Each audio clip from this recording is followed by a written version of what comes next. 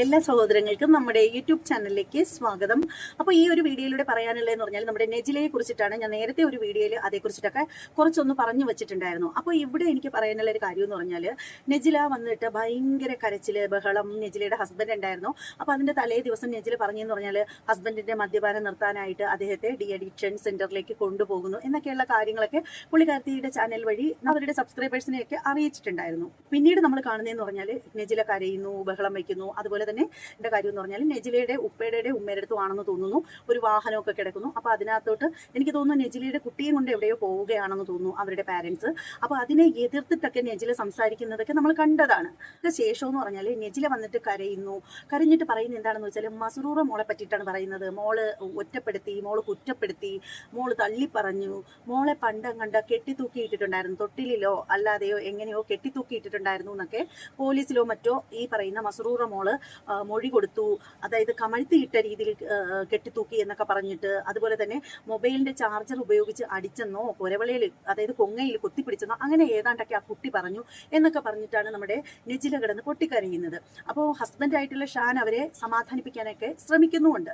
എന്നിട്ട് ഇതിന്റെ ഇടയിലൊക്കെ ആ രണ്ട് പിഞ്ചു കുഞ്ഞുങ്ങളോട് നെജില ചോദിക്കുന്നുണ്ട്, മക്കളെ നിങ്ങളെ ഞാൻ അടിക്കാറുണ്ടോ, ഉമ്മച്ചി തല്ലാറുണ്ടോ എന്നൊക്കെ ചോദിക്കുന്നുണ്ട്.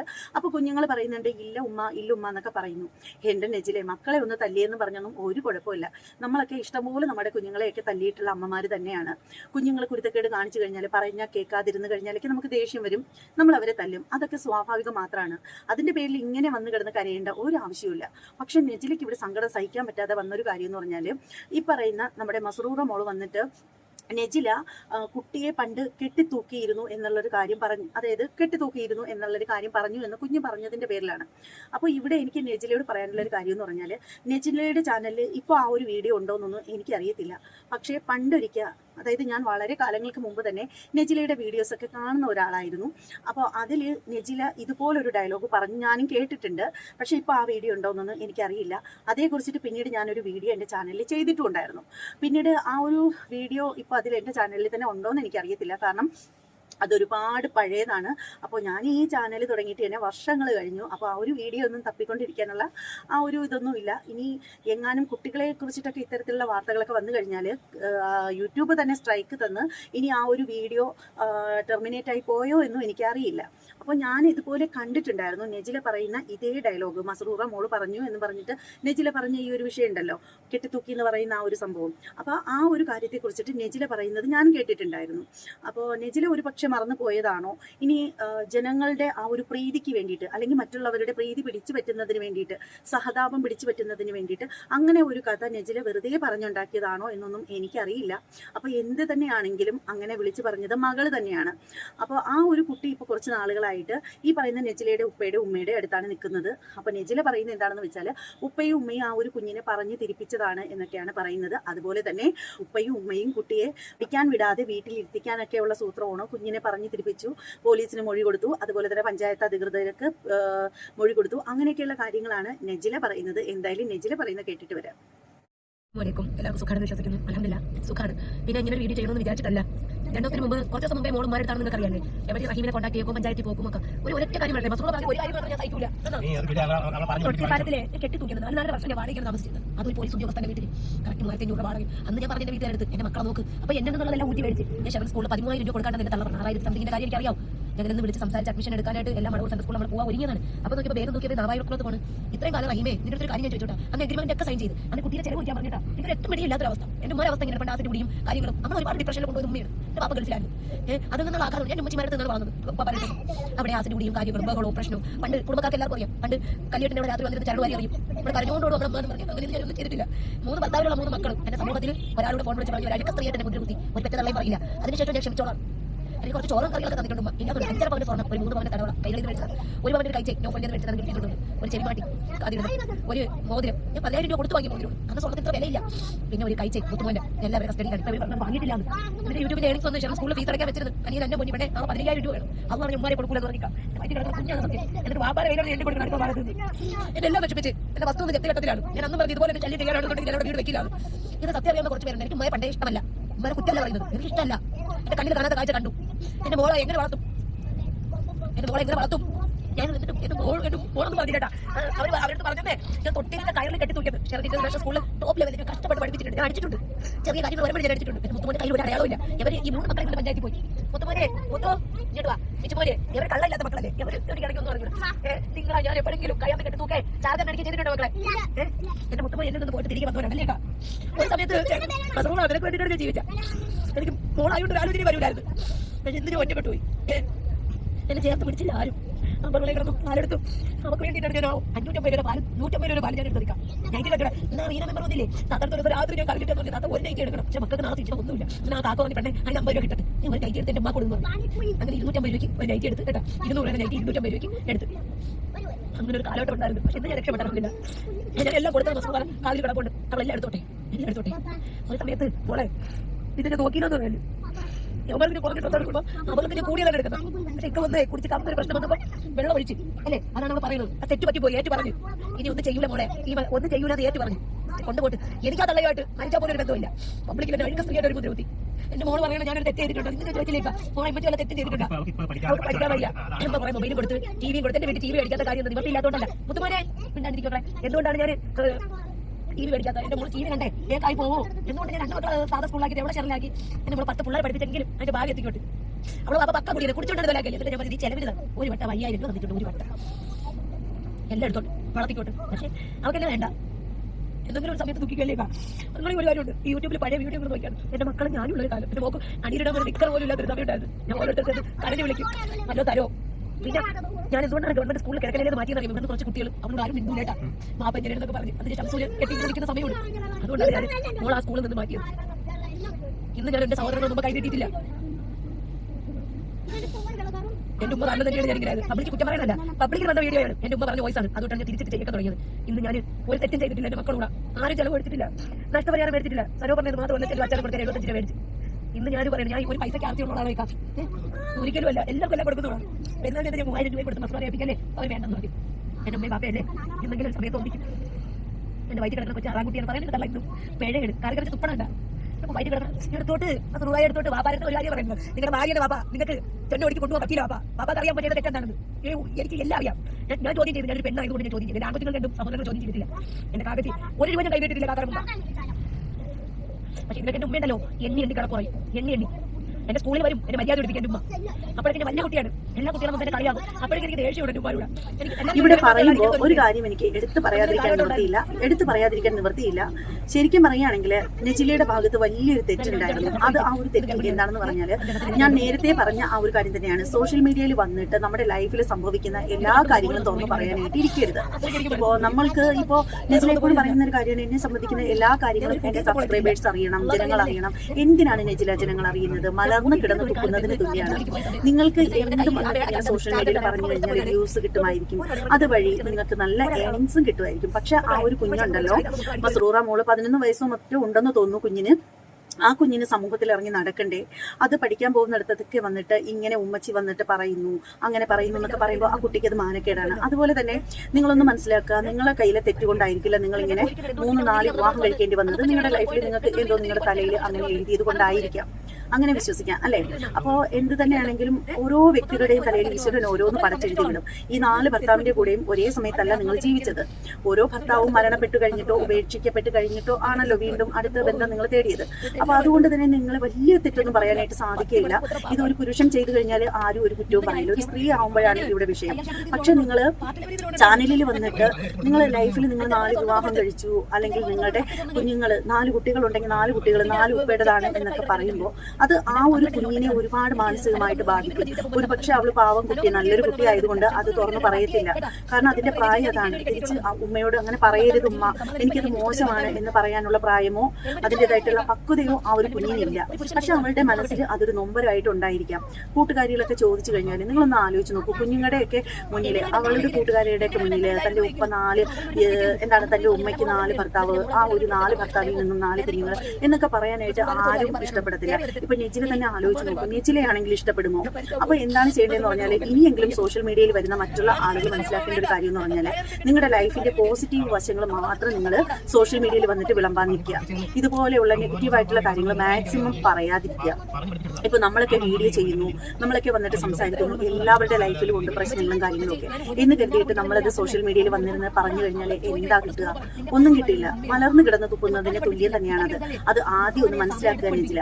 അതുപോലെ പറയേണ്ട മറ്റൊരു കാര്യം എന്താണെന്ന് വെച്ചാൽ നെജില ഒത്തിരി കരയുന്നുണ്ട് മസ്റുമോളെ പറ്റി പറഞ്ഞിട്ട്. മസ്റുമോക്ക് എന്തൊക്കെയോ പറയുന്ന ആ ചെറിയ കുട്ടിയെ പറ്റിയിട്ട്. അപ്പൊ അതെന്തായാലും കേട്ടിട്ട് വരാം.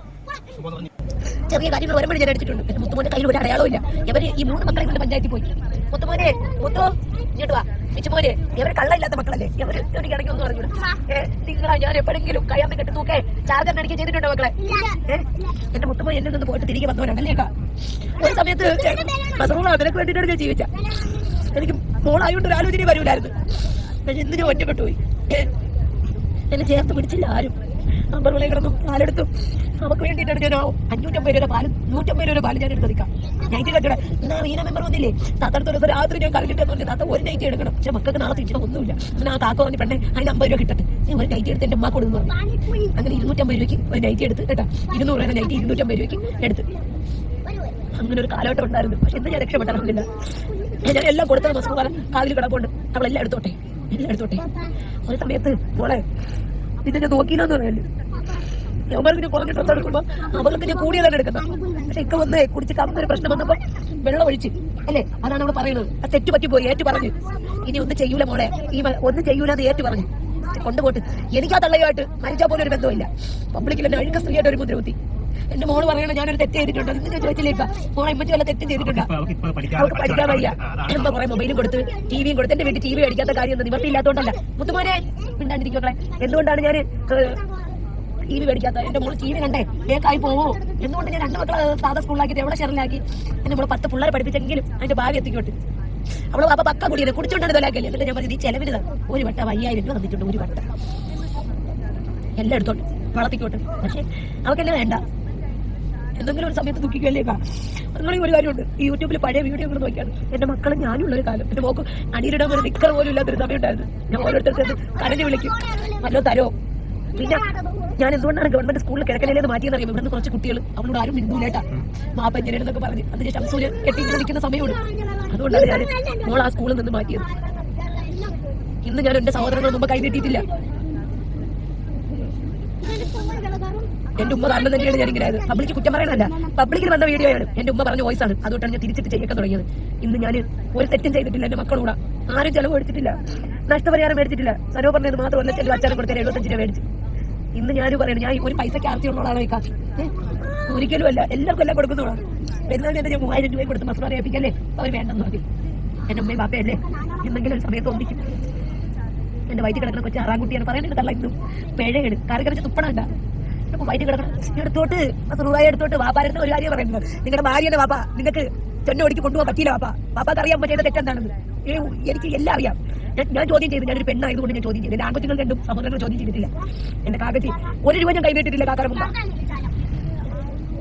പക്ഷെ ഇതിനൊക്കെ എന്റെ ഉമ്മയുണ്ടല്ലോ എണ്ണി കിടപ്പുറയും എണ്ണി എന്റെ സ്കൂളിൽ വരും. എന്നെ മര്യാദ പഠിപ്പിക്കും എന്റെ ഉമ്മ. അപ്പോഴേക്കും ഞാൻ വലിയ കുട്ടിയാണ്. എല്ലാ കുട്ടികളും മുമ്പ് എന്നെ കളിയാകും. അപ്പോഴേക്കും എനിക്ക് ദേഷ്യമുണ്ട് എന്റെ ഉമ്മാരോട്. എനിക്ക് എല്ലാവരും ചോദിക്കുന്നത് എനിക്ക് മാത്രമല്ല ഇങ്ങനത്തെ ഒരു ഉമ്മയെന്ന്. അങ്ങനെ ഒരു കാലഘട്ടം ഉണ്ടായിരുന്നു.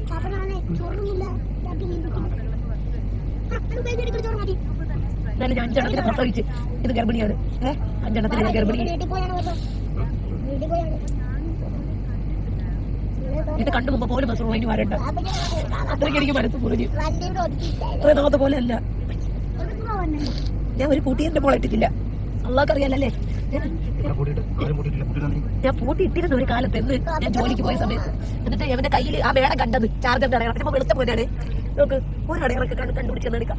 ഒരടയാളം മക്കളെ. ഉമ്മച്ചി അങ്ങ് പോയപ്പോ ഷാഹിദാമ്മ മക്കളെ അടിക്കുമായിരുന്നു. അങ്ങ് പോയപ്പോ ഷാഹിദാമ്മ മക്കളെ അടിക്കുമായിരുന്നു. മക്കളെ പാപ്പ ചിമ്മച്ചി ഇല്ലാതെ പെട്ട കയ്യിൽ നിന്നപ്പോ അടിക്കുമായിരുന്നോ? അല്ല ഞാൻ ചോദിക്കുന്നത് എന്തുകൊണ്ട് പിന്നെ അവൻ തിരികെ നമ്മളടുത്ത് വന്ന് അന്ന് ഉപ്പച്ചി വേണമെന്ന് പറഞ്ഞ് പോയിട്ട് എന്തുകൊണ്ട് വീണ്ടും തിരികെ പോലീസ് സ്റ്റേഷന്റെ സമക്ഷത്തിൽ വന്ന് പനമുത്ത് പോലെ അടിക്കുമായിരുന്ന മുത്തവന് വേണ്ടി ഞാൻ ഒരുപാട് കരഞ്ഞോളാണ്. മക്കളെ ഞാൻ സംരക്ഷിച്ചോളാണ്. പക്ഷെ ഇന്ന് തെറ്റുപറ്റി പോയി. ആരുടെ ആത്മഹത്യയായിട്ട് നിൽക്കരുത്. ഒരുപാട് സങ്കടപ്പെടുന്നുണ്ട് കാസർഗോഡ് കാരണം. അവളെന്റെ സ്വപ്നമായിരുന്നു, എന്റെ മോഹമായിരുന്നു, എന്റെ എല്ലാമായിരുന്നു അവള്. പക്ഷെ എന്റെ ഉമ്മണ്ടല്ല 10 മടക്കി കുത്തറ പാപ്പാണ്. ഇന്ന് ഞാന് തയ്യൽ ക്ഷേമത്തിൽ ലോൺ എടുത്ത് കൊടുത്ത്, പാർട്ടി ലെവലിൽ ലോൺ എടുത്ത് കൊടുത്ത്, 5.5 പവന്റെ സ്വർണ്ണം ഇപ്പൊ കൊടുത്ത്, 5.5 പവന്റെ സ്വർണ്ണം, കട്ടി സ്വർണ്ണങ്ങള്. പിന്നെ ജപ്തിയാവുന്ന കെട്ടായി കിടക്കണം എന്റെ വീട്.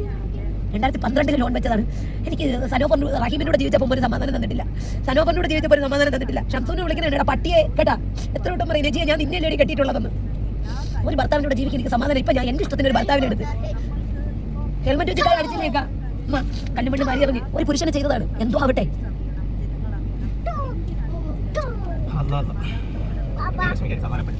എന്നിലൊരു ബന്ധമില്ലെങ്കിൽ, എന്നിലൊരു ബന്ധമില്ലായിരുന്നു എങ്കിൽ എന്റെ മകളിൽ ഒരു ബന്ധം വെക്കരുത്. അന്ന് പോലീസ് പറഞ്ഞു അവരെ മോൾ അവരെ കൂടെയാണ്. എന്നിട്ട് ഞാൻ മോൾ എന്തുകൊണ്ടാണ് വിട്ടുകൊടുത്തേക്ക് അവളെ മനസ്സ് ദയവോ വേദനിക്കുമെന്ന് പറയുന്നത്. മസറൂറാരുടെ ഒരു കാര്യം പറയാനുള്ളൂ, ദയവ് ചെയ്തിട്ട് ഇനി ഉമ്മാന്നൊരു വാക്ക് വിളിക്കരുത്. ഞാൻ മരിച്ചാൽ പോലും മസറൂർ എന്നെ നോക്കരുത്, മയ്യത്ത് പോലും. വേണ്ട, ഞങ്ങൾ കയറിനെ കെട്ടി നോക്കിയത് വാടക വീട്ടി വെച്ച് അവള് പറഞ്ഞത് ഉദ്യോഗസ്ഥന്മാരോടാ. എന്റെ തള്ളന്നിപ്പോ പറഞ്ഞു 3-4 ദിവസം അവിടെ നിന്നപ്പോഴേ എനിക്കറിയാമായിരുന്നു പറഞ്ഞു പഠിപ്പിച്ചെടുത്തതാ. അവളെ ജീവിതം ഇത്രേ ഉള്ളൂ മസറൂർ. ഞാൻ ഒരു തിന്നാതെ കുടിക്കാതെ ഓരോ അർത്ഥങ്ങളെ പറഞ്ഞു കൊടുത്ത് അവളെ ചോദിക്കണം എപ്പോഴും സ്കൂൾ പറയും നിന്റെ പോസിറ്റീവ് ആരാണ്, നിന്റെ ഉമ്മയാണ്. എന്റെ മക്കളെ ഞാൻ പഠിപ്പിച്ചിട്ടില്ല. മുസ്താഖിന്റെ മിസല്ലേ മസറൂറിനെ ഞാൻ സമയം എടുത്ത് പഠിപ്പിക്കും. ടിപിക്കൊക്കെ എന്ത് റിസ്ക് എടുത്താണ് ഞാൻ പഠിപ്പിച്ചെന്ന് പറയുമ്പോൾ ഞാൻ പഠിച്ചിട്ടാണ് നമുക്ക് പഠിപ്പിച്ചത്. എന്റെ റബ്ബർ വെട്ട് കഴിഞ്ഞിട്ട് എന്റെ ക്ഷീണങ്ങളൊന്നും ഞാൻ നോക്കിയിട്ടില്ല. അതാണ് സംഭവം. അവര് പറഞ്ഞ കേട്ട അതാണ് പറയണായിട്ട് വലിയമായി വലിയപ്പായും ഒക്കെ എല്ലാവരും കെട്ടിച്ചും സ്വർണ്ണം കൊടുത്തു. സ്വർണ്ണമൊന്നും അല്ല വലുത്, ഒരു ഉമ്മയുണ്ടല്ലോ പുഴു. ഞാൻ അവിടെ നോക്കിയില്ലെങ്കിലും ഒക്കെ എടുക്കാം. എന്റെ എന്നെ നോക്കിയില്ലല്ലോ. അവിടെ കണ്ണിൽ ഏതെങ്കിലും ഒരു അവള് പറയണ കഥ, അവള് പറയണ എല്ലാം ഞാൻ എന്റെ സാമ്പത്തികം മേടിച്ചു. പക്ഷെ തെറ്റുപറ്റിപ്പോയി. അപ്പോൾ എന്തായാലും നെജില മനസ്സിലാക്കേണ്ട ഒരു കാര്യം എന്ന് പറഞ്ഞാൽ നെജിലയ്ക്ക് മാസ്റ്റർ മോളോട് വളരെ സ്നേഹമാണ്, ഇല്ലെന്നൊന്നും ഒരിക്കലും പറയാൻ പറ്റില്ല.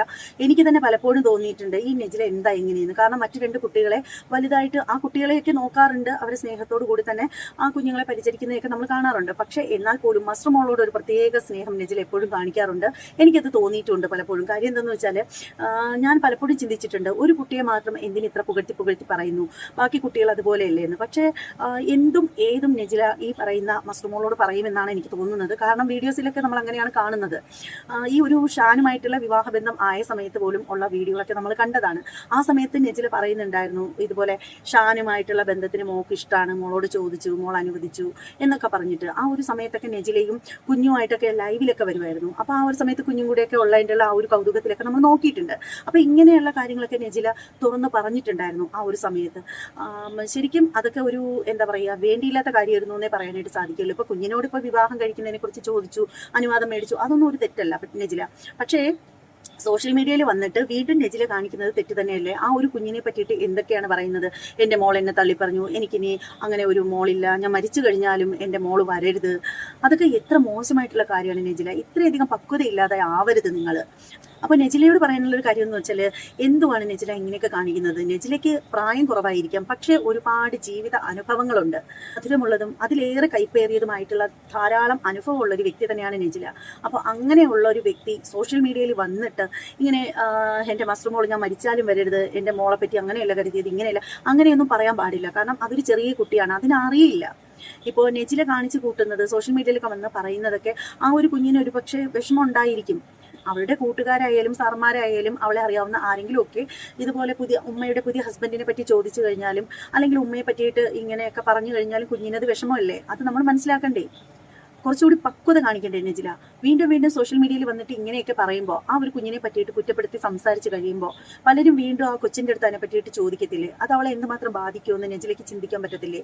അവർ കൊച്ചു പഠിക്കാൻ പോകാനുള്ളതാണ്, അത് മെന്റലി തകർന്നു പോകും മറ്റുള്ളവരൊക്കെ അതേക്കുറിച്ചിട്ടൊക്കെ അതിനോട് ചോദിച്ചു കഴിഞ്ഞാൽ. അപ്പോൾ ദയവ് ചെയ്ത് ഇത്തരത്തിലുള്ള കാര്യങ്ങളൊക്കെ സോഷ്യൽ മീഡിയയിൽ വന്നിരുന്ന് വിളമ്പാൻ നിൽക്കരുത്. പിന്നെ നെജിലയ്ക്ക് മസ്റൂറിനോട് പറയാനുള്ള കാര്യം, നെജിലയ്ക്ക് മകളോട് സംസാരിക്കാനുള്ള ഒരു കാര്യമാണെന്ന് വെച്ചാൽ നെജിലയ്ക്കിനി നെജിലയുടെ വീട്ടിൽ പോയി സംസാരിക്കാൻ ബുദ്ധിമുട്ടുണ്ടെങ്കിൽ ആ ഒരു കുഞ്ഞിനെ ഫോൺ വിളിച്ചിട്ടെങ്കിലും നെജിലയ്ക്ക് പറയാനുള്ള കാര്യങ്ങൾ നേരിട്ട് മകളോട് പറയുക. സോഷ്യൽ മീഡിയയിൽ വന്നിരുന്നിട്ട് എന്നെ പോലെ തന്നെ മറ്റുള്ള പല ആളുകളും ഇതെടുത്ത് വെച്ചിട്ട് സംസാരിക്കും. അത് കുറച്ച് അധികം ആളുകൾ ആഘോഷിക്കുന്നവരും ഉണ്ടായിരിക്കും, അല്ലാത്തവരും ഉണ്ടായിരിക്കും. ദയവ് ചെയ്ത് ആ കുഞ്ഞിനെ ഇങ്ങനെ നിങ്ങൾ നാണം കെടുത്താനായിട്ട് വരരുത് സോഷ്യൽ മീഡിയയിൽ. അതാണ് എനിക്ക് പറയാനുള്ളത്. കാരണം അതൊരു പെൺകുട്ടിയാണ്. അത് നാളൊരു സമയം അതിനെ ചൂണ്ടിയിട്ടും ആളുകൾ പറയും ഉമ്മച്ചി ഇതുപോലെ 4 കെട്ടിയതാണ്, 5 കെട്ടിയതാണ്, ഇങ്ങനെയൊക്കെ പറയുമ്പോൾ ആ ഒരു കുഞ്ഞിന് മാനക്കേടാണ്. എന്തായാലും നിങ്ങൾ ഒത്തിരി വിവാഹം കഴിച്ചതൊക്കെ എല്ലാവർക്കും അറിയാം. നിങ്ങൾ നിങ്ങളുടെ ഹസ്ബൻഡുമായിട്ട് ഉള്ള വഴക്കുകളും പ്രശ്നങ്ങളൊക്കെ സോഷ്യൽ മീഡിയയിൽ കൊണ്ടുവരാതിരിക്കുക. പിന്നീട് സോഷ്യൽ മീഡിയയിൽ വന്നിട്ട് എൻ്റെ മസ്രു എങ്ങനെ പറഞ്ഞു, മസ്രു ഇങ്ങനെ പറഞ്ഞു, എൻ്റെ കുഞ്ഞിനെ തള്ളി പറഞ്ഞു, ഇനി ഞാൻ മരിച്ചു കഴിഞ്ഞാൽ എൻ്റെ മോള് വരണ്ട എന്നൊക്കെയുള്ള കാര്യങ്ങൾ പറയുമ്പോൾ അത് കേട്ട് കഴിഞ്ഞാൽ കുഞ്ഞിനെ വല്ലാതെ തളർത്തും. കുഞ്ഞു മനസ്സാണ് എന്നുള്ള ഒരു ബോധം മനസ്സിൽ വെക്കുക. എന്തായാലും കൂടുതലായിട്ട് ഒന്നും നെജിലയോട് പറയാനില്ല, പറഞ്ഞിട്ട് കാര്യമൊന്നും ഇല്ലെന്നറിയാം. താൻ പിടിച്ച മുയലിന് 4 കൊമ്പ് എന്ന് പറഞ്ഞിരിക്കുന്ന ആളുകളെടുത്ത് എന്ത് പറഞ്ഞിട്ടും എന്താ കാര്യമല്ലേ? അപ്പോൾ എന്തായാലും ഇനി മറ്റൊരു വീഡിയോ ആയിട്ട് വീണ്ടും കാണാം. പക്ഷേ നിങ്ങളുടെ ഓരോരുത്തരുടെയും അഭിപ്രായം, ഈ വീഡിയോ കാണുന്ന ഓരോരുത്തരുടെയും വിലയേറിയ അഭിപ്രായങ്ങൾ കമൻറ്റ് ചെയ്തേക്കുക. വീഡിയോ ഇഷ്ടമാവുകയാണെങ്കിൽ തീർച്ചയായും നിങ്ങൾ ലൈക്ക് ചെയ്തേക്കുക. ഇഷ്ടപ്പെടാത്തവരൊക്കെ ഡിസ്ലൈക്ക് എങ്കിലും ചെയ്തേക്കുക.